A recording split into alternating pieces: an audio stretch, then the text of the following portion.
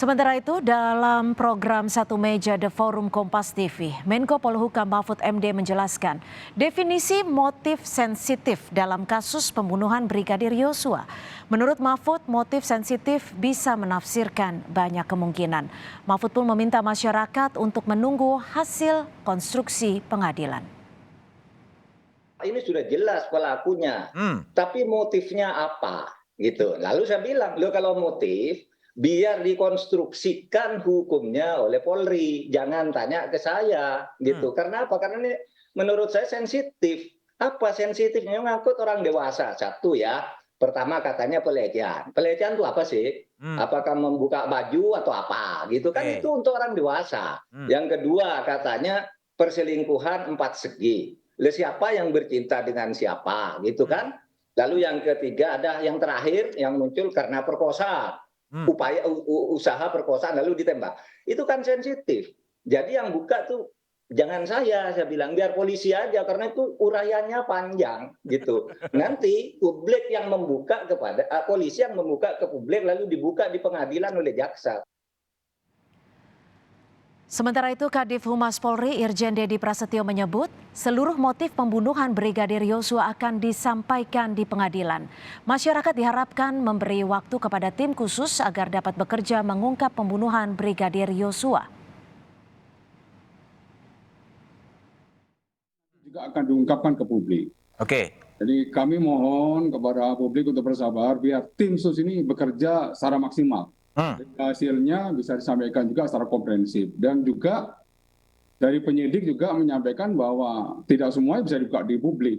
Oke. Hal khusus nanti akan dibuka di pengadilan. Karena di pengadilan kita tahu transparan, kemudian juga akuntabel, semuanya bisa diuji di sana nanti seluruh alat bukti yang dihadirkan oleh penyidik di sidang pengadilan.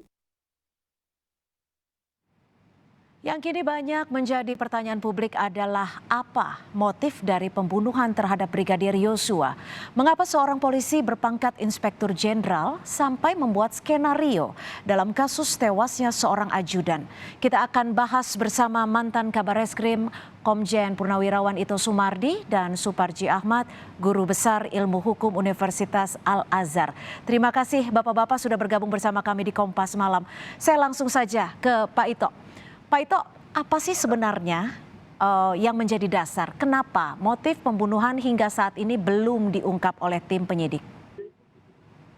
Baik, Mbak Woro, saya akan menyampaikan berdasarkan pengalaman saya ya, yang mungkin lama saya direserse. Untuk dapat menentukan motif seseorang ya dalam melakukan kejahatan ini tidak mudah. Karena kita harus menyatukan alat-alat bukti ya. Alat bukti ini bisa keterangan saksi, keterangan saksi ahli, dan barang-barang bukti kejahatan yang digunakan. Sehingga akan didapatkan gambaran dorongan apa yang terdapat dalam sikap seseorang untuk melakukan kejahatan. Kalau dari sudut pandang kriminologi, itu pelaku kejahatan itu pada saat melakukan kejahatan selalu disertai dengan motif ya. Nah ini nanti akan menjadi bahan pertimbangan hakim untuk memberikan keputusan apakah keputusan itu lebih berat ataukah mungkin ada keputusan lain karena kan motifnya ini bisa saja karena dia itu disuruh, diperintah atau atas kehendak sendiri atau dia yang merencanakan. Makanya ini tidak mudah ya, tidak mudah untuk didalami. Saat ini sedang didalami oleh penyidik berdasarkan tadi yang saya sampaikan alat bukti dan barang bukti yang ada. Pak Ito, tapi kalau kita bercermin terhadap kasus-kasus pidana, dalam hal ini kasus pembunuhan lainnya yang umum seperti itu, biasanya pihak penyidik sudah langsung memberitahu ataupun menginformasikan motif bersamaan dengan pasal yang disangkakan. Apa sebenarnya yang menjadi perbedaan antara kasus-kasus pembunuhan lain dengan kasus yang melibatkan seorang irjen? Ini memang kasus ini unik ya Mbak Woro, kenapa? Karena memang dari awal memang sudah ada upaya untuk mengaburkan peristiwanya dengan membuat skenario. Sehingga sekarang penyidik itu harus mengumpulkan bukti-bukti, kemudian mengolah kembali TKP, kemudian memeriksa lagi, apalagi dengan adanya perubahan ya pengakuan dari Baradae. Ini merubah semua skenario yang sudah dibuat oleh penyidik berdasarkan keterangan yang disampaikan oleh orang-orang yang terlibat dalam pengolahan TKP. Karena kan mengolah TKP-nya ini sudah dilakukan dengan tidak benar ya. Kemudian ada menghilangkan barang bukti, kemudian berusaha bagaimana memanipulasi data-data yang ada. Ya ini tentunya berbeda dengan kasus pidana biasa yang melibatkan kepada orang-orang biasa ya. Saya kira ini mungkin uniknya kasus ini dan kasus ini menjadi kelihatan memang sulit ya, karena kita merubah kembali pemeriksaan terhadap saksi berdasarkan keterangan Baradae yang sudah berubah 180 derajat ya. Demikian. Saya akan ke Pak Suparji saat ini. Pak Suparji, lazim tidak sih jika motif pembunuhan ini tidak diungkap ke publik atau disebut mungkin masih didalami, padahal pasal yang dikenakan kepada tersangka sudah disebutkan?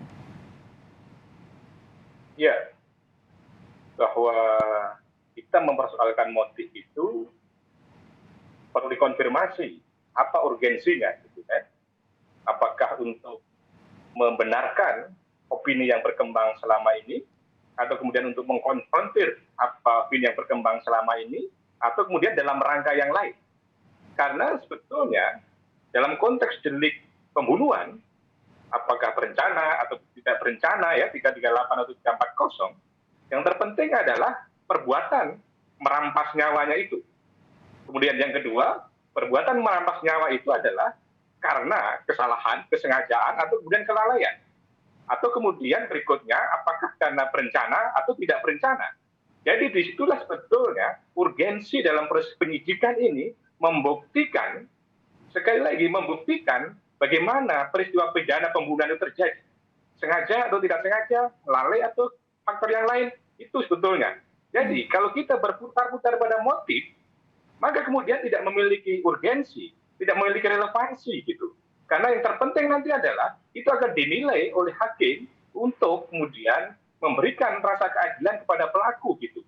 Jadi fokus yang mestinya kita dorong pada penyidik adalah mengumpulkan barang bukti, mengumpulkan alat bukti bagaimana peristiwa pidana itu terjadi. Tidak berkutat kepada motif. Karena sekali lagi, apa urgensi motif itu diungkap ke publik kan gitu. Apakah dalam rangka membenarkan yang opini yang berkembang selama ini, atau pada sisi yang lain. Jadi fokusnya adalah membuktikan terjadi peristiwa pidana pembunuhan itu. Gitu. Jadi Anda bisa mengatakan bahwa pengungkapan motif ke publik bisa dikatakan tidak terlalu penting? Ya, sekali lagi pertanyaannya adalah untuk apa kan gitu loh. Untuk apa pengungkapan motif itu? Apakah kemudian untuk membenarkan narasi-narasi yang berkembang selama ini, spekulasi-spekulasi yang berkembang selama ini, atau kemudian mematahkan itu?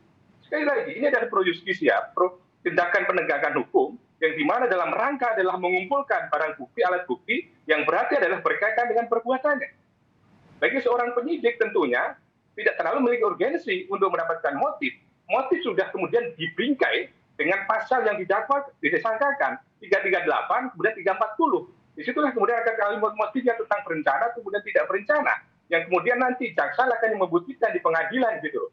Jadi kalau kita terjebak pada menggunakan motif, maka kemudian menjadi tidak produktif dalam pengumpulan proses alat bukti, dalam pengungkapan terang benderang perkara ini, dan pengambilan keterangan-keterangan para saksi. Ya, Pak Suparji, tapi di sisi lain karena kasus ini begitu disoroti publik, artinya jangan sampai kasus ini menjadi bola liar di mata publik. Nah, itulah persoalannya. Itulah persoalannya bahwa kemudian proses hukum adalah proses hukum yang independen, gitu ya. Tidak boleh kemudian didikte oleh opini publik gitu.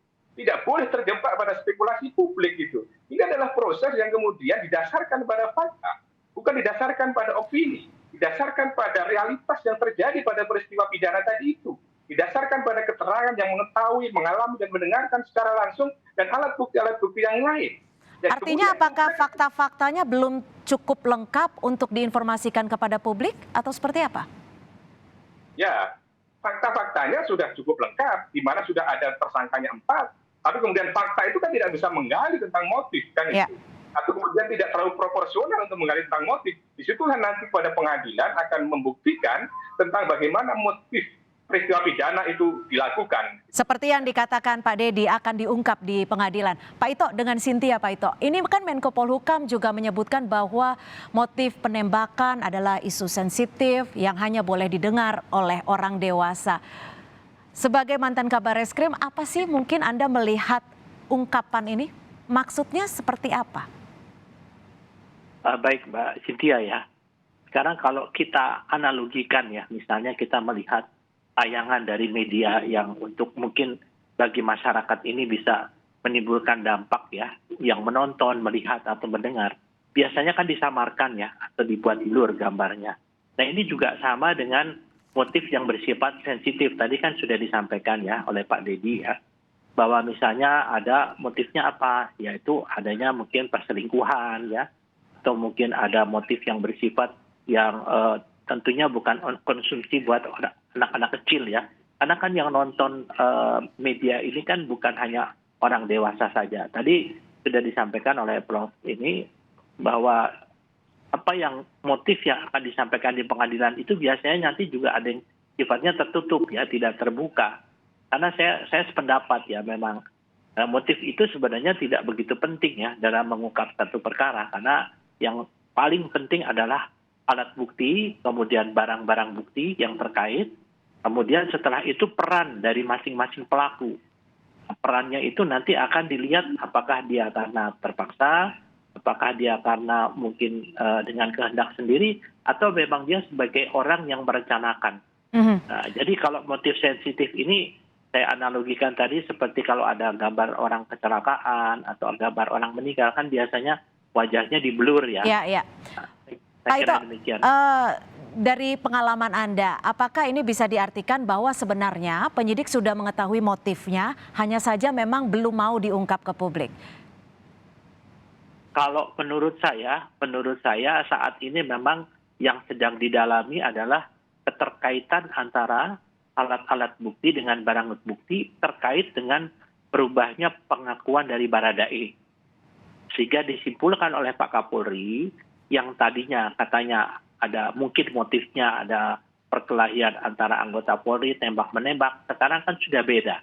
Jadi sedikit demi sedikit ini sebetulnya motif ini sudah bisa disimpulkan oleh penyidik, tapi kan tentunya kita harus menyampaikan dalam bentuk yang sifatnya komprehensif ya, yang lengkap ya. Jadi sekarang sudah akhirnya membunuh. Kenapa dia membunuh? Motifnya apa dia membunuh? Tentunya didalami kan. Kemudian kalau dikatakan bahwa dia tidak menggunakan senjatanya sendiri, menggunakan senjata orang lain. Kenapa dia menggunakan senjata orang lain? Ini tentunya juga tadi saya sampaikan dari sudut pandang psikologi forensik ya. Ya, tapi biasanya Pak Ito, biasanya saat melakukan interogasi, penyidik itu langsung menanyakan motifnya atau seperti apa sih Pak? Iya, betul. Itu pasti ditanyakan ya. Ditanyakan, kamu tuh sebetulnya melakukan ini tuh motifmu apa sih? Apa yang mendasari daripada penyedapan? Itu pasti kita tanyakan ya. Nah, saya kira mungkin saat ini kan tentunya harus disatukan dengan dengan pengakuan tersangka lain ya. Baik. Nanti baru kita ingin menyatukan kesimpulannya. Baik, kita akan jeda sejenak, kita tahan dulu dialog bersama Bapak Komjen Purnawirawan Ito Sumardi dan Suparji Ahmad, Guru Besar Ilmu Hukum Universitas Al-Azhar akan segera kembali usai jeda.